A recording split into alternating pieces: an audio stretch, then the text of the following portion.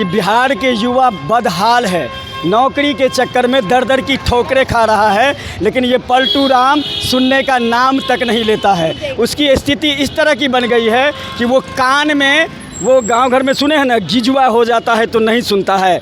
तो हम लोग गांव घर में गिजुआ जो हो जाता है ना, तो टकवारी डाल के और गिजुआ को हटा के ज़बरदस्ती सुनवाते हैं। आज वही काम करने जा रहे हैं। आप तो बिन पेंदी के लोटा हैं, कभी गुरक के मेरे पास चले आते हैं, कभी गुरक के उसके पास चले जाते हैं। आपका तो कोई ठीक है नहीं है। हमको तो शक होता है कि कहीं विधानसभा चुनाव होते होते कहीं पलट के फिर यहाँ ना आ जाए। लेकिन आप क्या कहना चाहेंगे आज के दिन को लेकर के?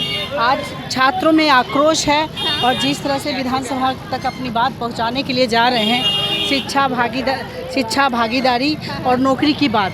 आज शिक्षा व्यवस्था किस तरह से है, अगर कोई भी यूनिवर्सिटी में जाइए तो उनका सेशन डिले चल रहा है। वहाँ पे जो इंफ्रास्ट्रक्चर मिलने चाहिए वो नहीं मिल रहा है।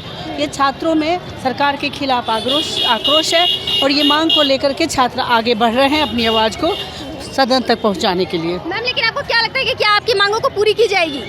देखिए, हम मांग को पूरी करने के लिए हम लोग विवश करेंगे, छात्र विवश करेंगे।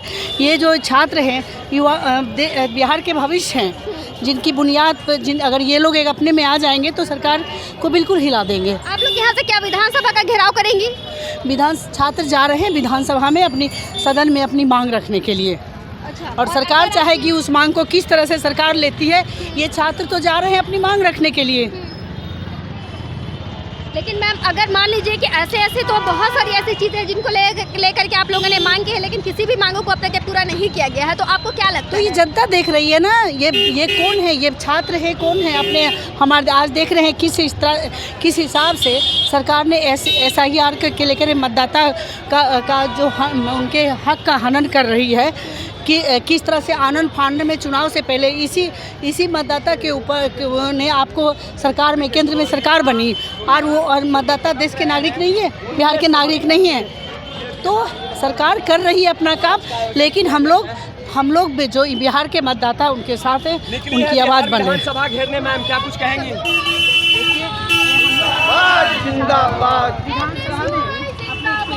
मैम, क्या कहना चाहेंगे आप? यही कहना चाहेंगे कि विधानसभा चुनाव आने वाला है, लेकिन हमारे जो नीतीश चाचा जी हैं, जो सब कोई शौक से उनको चाचा जी कहता है, लेकिन वैसा कोई काम नहीं करते कि अपने बच्चों, अपने युवाओं के लिए कुछ करे।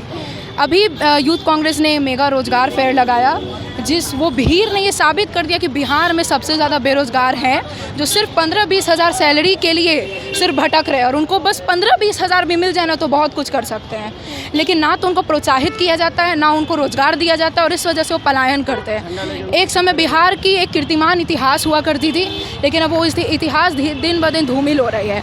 कुछ समय पहले ही NSY कन्हैया भैया जी के मार्गदर्शन में एक बहुत बड़ा प्रदर्शन पलायन रोको नौकरी दो यात्रा हुआ, जो कि बहुत ही सफल रहा।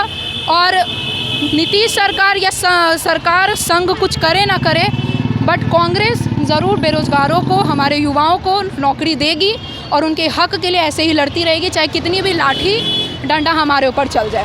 आप कहाँ से आ गई हैं? मैं पटना की ही हूँ और अभी पटना विश्वविद्यालय छात्र संघ की नवनिर्वाचित कोषाध्यक्ष हूँ, NSY से ही। Thank you. आप कुछ कहना चाहिए? मेरा नाम नसरुल्ला है, हम ललित नारायण मिथिला विश्वविद्यालय से आए हैं। बिहार की स्थिति ऐसा है कि बिहार के युवा बदहाल है, नौकरी के चक्कर में दर दर की ठोकरें खा रहा है, लेकिन ये पलटू राम सुनने का नाम तक नहीं लेता है। उसकी स्थिति इस तरह की बन गई है कि वो कान में, वो गांव घर में सुने हैं ना, गिजुआ हो जाता है तो नहीं सुनता है।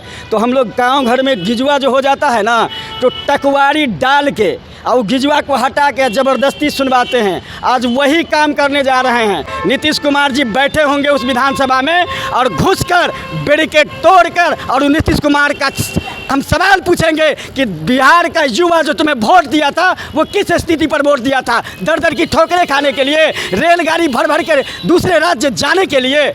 शिक्षा की स्थिति को इस तरह से डुबा दिया है नीतीश कुमार कि मेरे गांव में आप चले जाइए, आपने एक वीडियो को वायरल होते हुए देखा होगा। दरभंगा के बहादुरपुर प्रखंड से एक गांव से एक बच्ची रो रो कर बिलख बिलख के कहती है कि सर साहब, मुझे सिर्फ एक स्कूल बना दीजिए, मैं पढ़ना चाहती हूँ।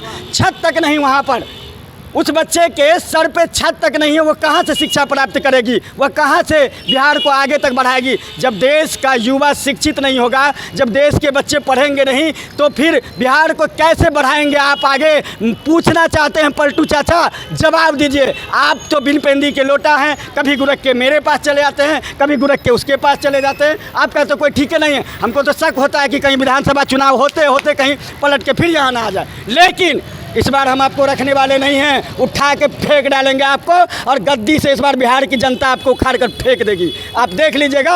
और शिक्षा की स्थिति जिस तरह से आप किए हैं, मैं उस पर एक ही बात कहूँगा कि शिक्षा के जहाज़ को बड़े शौक से डुबाए जा रहे हैं, शिक्षा के जहाज़ को बड़े शौक से डुबाए जा रहे हैं। स्कूलों को बंद कर लोग बीजेपी के रैलियों में बुलाए जा रहे हैं। मैं देशवासियों से कहूँगा कि अरे देशवासियों, तू कब तक 5 किलो फ्री के राशन का मज़ा लेता रहेगा। तेरे बच्चे जिस्म से तो नहीं, दिमाग से अपाहिज बनाने जा रहे हैं। इस बात को सोचो, समझो, और बिहार की जनता इस बार उखाड़ फेंकेगी नीतीश कुमार को। आप लोग देखिएगा, अभी बैरिकेड तोड़ेंगे।